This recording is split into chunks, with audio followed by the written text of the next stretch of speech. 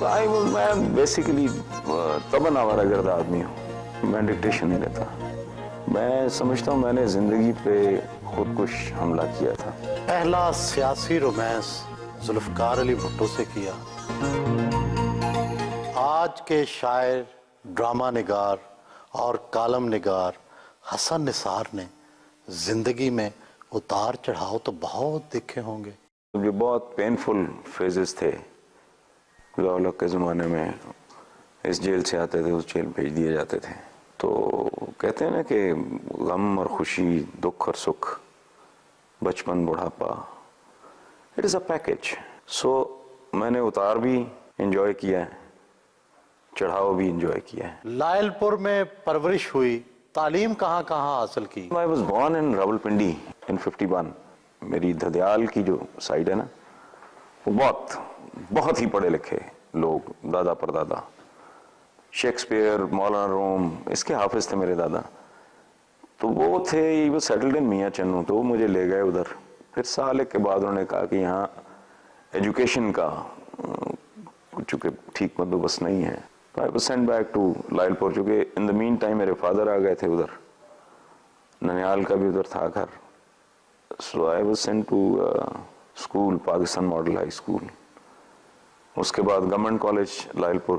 اس کے بعد government college سے انٹر کرنے کے بعد میں گھر سے ہر قیمت پہ نکلنا چاہتا تھا، چونکہ فادر میرے بہت اسٹرکٹ آدمی تھے، بہت ہی زیادہ. مارتے تھے؟ نہیں مارتے نہیں، ویسے بہت زیادہ ان کی دہشت تھی، بہت زیادہ، بہت کڑا قسم کا ڈسپلن. اتنے بجے اٹھنا ہے، اتنے بجے سونا ہے، اتنے بجے کھیلنا ہے، اس طرح کا بہت سخت ڈسپلن تھا. تو آپ اس سے باغی ہو گئے؟ ہاں باغی، میں بیسیکلی طبعاً آوارہ گرد آدمی ہوں. سو میں نے پہلے فوج میں اپلائی کیا. ان دا مین ٹائم یہ اسکیم اناؤنس ہو گئی انڈر گریجویٹ کی، آنرز 3 سال میں آنرز اور پھر 1 سال میں ماسٹرز. سو اکنامکس ڈپارٹمنٹ میں ہم نے ایڈمیشن لے لیا اینڈ آئی بیکیم مور اور لیس انڈیپینڈنٹ. وہ جو فادر کا تھا وہ ڈسپلن، اس سے میں نکل کے نیو کیمپس کے ہاسٹل نمبر 1 میں، جسے بعد میں قائد اعظم ہال کا نام دیا گیا. کیا والد صاحب کے ڈسپلن کی ان کے سامنے بھی خلاف ورزی کی؟ ہمیشہ. میں ڈکٹیشن نہیں لیتا. That probably was the only reason I never even thought of a job. مجھے لکھنے کا کام بھی اسی لیے شاید زیادہ اچھا لگا کہ اس میں آپ کا باس ہے سچ کو ہوتا نہیں. You happen to be your own boss. دھنک میں قلم کاری سے نام کمایا، پھر فلمی شاعری کی، نگار خانوں میں بھی گئے اور جیل کی سیر بھی کی. طبیعت میں بے سکونی ہے یا تقدیر بے رحم رہی؟ نہیں، تقدیر بے رحم نہیں رہی. میں سمجھتا ہوں میں نے زندگی پہ خودکش حملہ کیا تھا. زندگی بھی بچ گئی، میں بھی بچ گیا. ایک طرف سنتوش کمار وہ چھوٹے بھائیوں کی طرح، بچوں کی طرح ٹریٹ کرتے تھے. کہاں منیر نیازی صاحب، ان کے ساتھ بہت پیار محبت کا تعلق تھا. کہاں معراج خالد صاحب جو ہمیں پیار سے مرشد کہتے تھے. سو یہ اتنی زیادہ ڈائورسفیکیشن ہے، اتنا تنوع ہے زندگی میں، تو اس سب کو حاصل کرنے کے لیے اس کی کوئی نہ کوئی قیمت تو دینی پڑتی ہے نا. پہلا سیاسی رومانس ذوالفقار علی بھٹو سے کیا، پھر ایسے برگشتہ ہوئے کہ پیپلز پارٹی کے خلاف سخت لکھنا شروع کر دیا. میں اب ہیرو ورشپ پہ بلیو نہیں کرتا.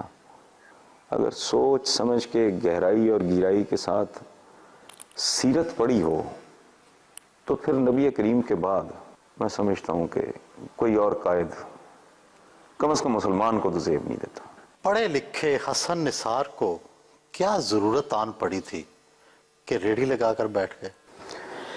نہیں، اس میں یہ تھا کہ جب گھر بار وہ کسی مسئلے پہ میرے فادر نے، اللہ انہیں غریق کی رحمت کرے، انہوں نے میری والدہ کو کہا کہ یہ اسے سمجھاؤ کہ اگر یہ اپنے پرنسپلز کے تحت زندگی گزارنا چاہتا ہے تو اپنی دنیا میں اپنے پرنسپلز، میرے گھر میں میرے اصول. میں نے کہا جی آج کے بعد میں والد کا دیا ہوا نام بھی استعمال نہیں کروں گا.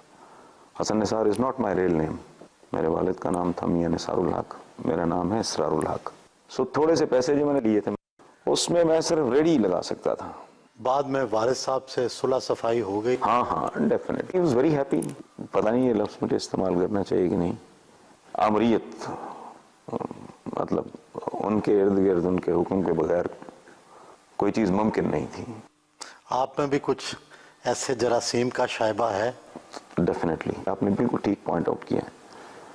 मैं अपने इर्द गिर्द, अपने माहौल, अपनी दुनिया में मैं अपना कमांड कंट्रोल, लेकिन मैं फ्लेक्सिबल हूँ।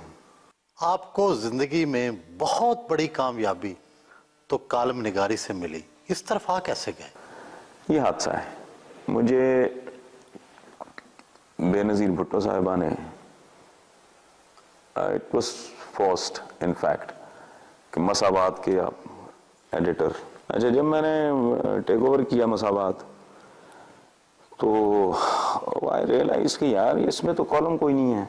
तो मैंने ये सोच के कॉलम लिखना शुरू किया है कि चलो जिस तरह का ये सारे लिखते हैं इस तरह का तो मैं भी लिख लूँगा।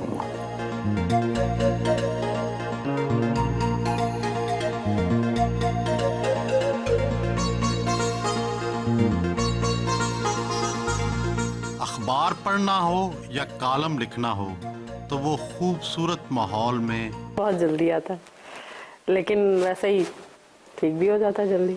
आपके शौहर जज्बाती हैं, गुस्से के तेज हैं, घर का माहौल कैसे पुरसकून रखती हैं? तो उसके लिए मुझे सॉफ्ट होना पड़ता है इनका गुस्सा दबाने के लिए मुझे मुस्कुराना पड़ता है।